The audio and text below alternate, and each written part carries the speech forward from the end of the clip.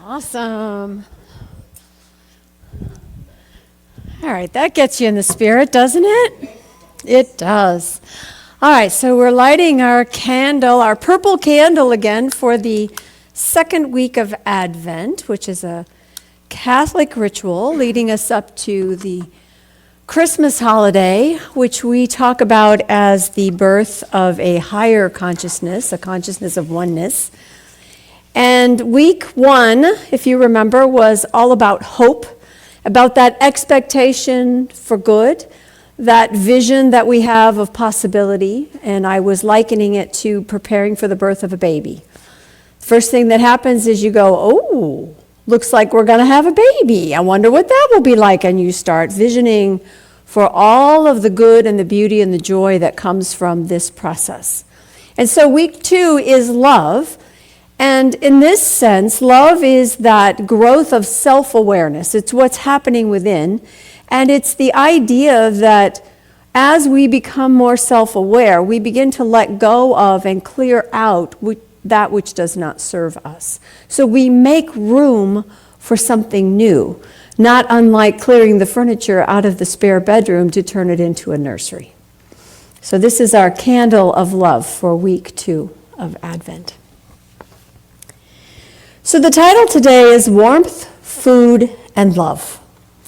And it comes from a quote that I heard. I was listening to this remarkable story of the reopening of the Notre Dame Cathedral in Paris. And the title comes from Mathieu Colette, who is a French-Canadian blacksmith. And he was telling his story and how he came to be involved in the restoration process of the cathedral. And he was saying that in the 90s, he traveled to Paris to be an apprentice under the third generation blacksmiths, which still practiced the trade. And so he was learning from the masters of the skills that had been passed down through generations. And one of the things that he talked about was that every small village and town had a blacksmith. And it was necessary because they made the tools that allowed the town to be built. You wouldn't have had horseshoes and you wouldn't have had buildings because you wouldn't have had axes and you wouldn't. In other words, everything you need to build and create was at the hands of the smith. And that the quality of the town, the quality of the village, was directly connected to the quality of the tools. And so he wanted to learn from the best, and so he studied in Paris. He's been practicing as a blacksmith in Canada for over 30 years. And he was invited, he was called to come and assist with the restoration. They needed someone to lead the young smiths that were all coming together from everywhere in order to show them how these tools were made, because the intention was not to simply put a roof over the cathedral again, but to actually continue the legacy of the artisan's workmanship that created it in the first place. That roof was hundreds of hand-hewn oak beams, and the roof was lead. So you can imagine that when those beams burned, how much history, how much workmanship was lost. The whole story of Notre Dame and where it is today just caught my attention, and to me it fits in well with this idea this month we're talking about of endings and beginnings. I remember how I felt watching the footage of the fire as the spire collapsed, as the roof caved in, as the altar was crushed. I remember thinking how traumatic it was that of the smoke and the water damage that must be happening inside. And even though they were able to remove many of the ancient artifacts out of the cathedral, there was still a lot of damage. And just the paint on the walls, right? The colors of the cathedral itself. And they were very afraid for the windows, the stained glass windows. The windows survived. Everything else was, in fact, damaged by the soot and the smoke. The president of France stood in front of the smoke that was still billowing and told everyone that they would rebuild. They would rebuild within 5 years, and it would be even better than before. And that, I remember thinking at the time, that sounds like someone very passionate in the heat of the moment, and how in the world could they possibly rebuild a 900-year-old cathedral in 5 years? We're at 5 years and 9 months. It opened this weekend. So the idea of this refurbishment, this restoration, for me, ties in directly with the spiritual principles that we teach. So this cathedral was known as the Cathedral of the People. So over 900 years ago, when it was built, it wasn't financed the same way that most Catholic cathedrals were financed in the day. The church itself, the land gentry for a particular area were the primary donors for building a great edifice. But in the case of Paris, it was primarily the common people that financed this cathedral. It was the farmers dedicating a portion of the sales from their harvests to the building. It was the prostitutes of the city dedicating a percentage of their take for the building of the cathedral. This was not just any Catholic church in France. It has always been of the people. Now, there were over 1,000 artisans that came from all over the world. And I was wondering, he said he was going to make it more beautiful than it was, and I was listening to people being interviewed on this program, and one of the authors who studied this restoration, she said, "More beautiful, how could you? It's stunning already."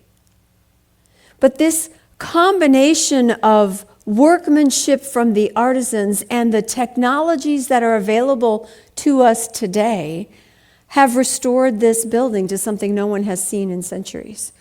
There's a process of coating the walls, the stone, the floor, all of the surfaces, and then peeling that off. And it takes with it not only the soot from the fire, but all of the underlying grime from hundreds of years of parishioners passing through that space. So the colors, what she said was, the colors of everything that was painted is once again vibrant, as it would have been when it was built. The stone has been cleaned and clarified. So where it once was a dingy sort of a muddy grayish color, it is now that soft yellowish sort of sandstone color that it was meant to be. And so it is, in fact, more beautiful than it was. The fire seemed like an ending. It seemed like the cathedral would be lost, that maybe it would be rebuilt, but they talked about all these fantastical ideas they had for doing it. Well, if we're going to do it, let's do it better. Let's put in a fountain that flows and like a pond and all this stuff. And it was like, no. Once all those ideas got out on the table, they went back to, what? Let's make her what she was. Let's make her what she was. And the author of this book, I apologize, I don't have her name. She said that every designer and architect and craftsman that she talked to in the planning stages of this, every single one of them wanted to restore the grandeur and simplicity of what had existed before. So this combination, I'm sure that machines were used to lift those new oak beams up to the ceiling. But the beams themselves were crafted by the axes made by our blacksmiths who worked in the ancient ways. So the hue marks, anybody watch Barnwood Builders? You know all about that, right? Axes make marks on the wood. It's very important. It tells you how it was done. That has been preserved with greater clarity and just as much beauty, if not more, than before. And it's still a cathedral of the people. One of the heads of the fundraising arm of the restoration was in process even before the fire.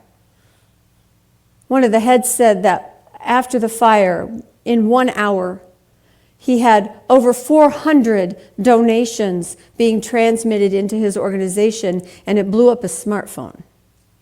Crashed it. It's hard to crash a smartphone, even 5 years ago.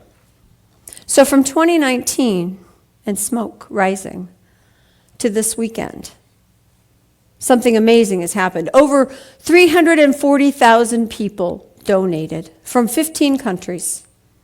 A total of at least $364 million of the restoration process.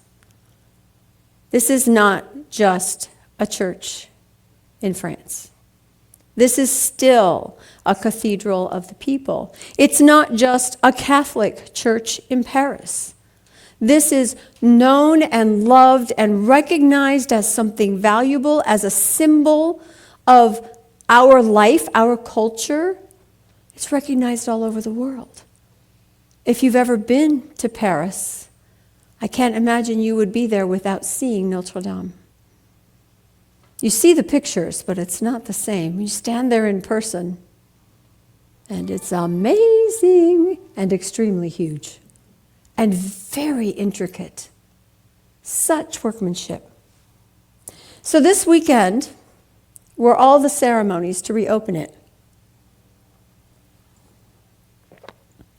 So not having been a Catholic for a very, very, very long time, I was very interested in what would happen for this. And so one of the first things that happened is the Archbishop, did anybody watch it on TV? It was televised, supposedly. Yeah, okay, so yesterday. The Archbishop takes his bishop's staff, the processional, shepherd's crook, the mitre that he carries. This one was made from the charred wood that came from the ceiling. He takes his staff and he knocks at the gate. And when he knocks at the gate, he is answered from within by the choir. And he does this 3 times, and then the gates open. Last night, they did this process, this ritual of awakening the organ, reawakening the organ. So this 800 pipe organ that is as old as the church, of course was damaged, of course was covered in soot and toxic smoke. It was the dust from the lead in the roof that covered everything. So the organ itself had to be disassembled, everything cleaned, put back together. So in order to rededicate the organ, so to speak, the Archbishop called out 8 different phrases, 8 different statements. The first one starting with, "Awaken, you organ, sing again the praises of God." And it was answered by music being played by the organist on the organ, back and forth, back and forth. They call it a conversation. So once again, music filled this sanctuary from the organ which had been supposedly lost. It wasn't physically damaged in that nothing fell on it that couldn't be repaired, but it did have to be cleaned and reconstructed. What I also liked about this is that they said it took 6 months to retune it. Now the pipes, there's over 800 pipes. The smallest is no bigger than a pen, and the largest is the size of a human torso. So it has to be tuned, like a piano has to be tuned.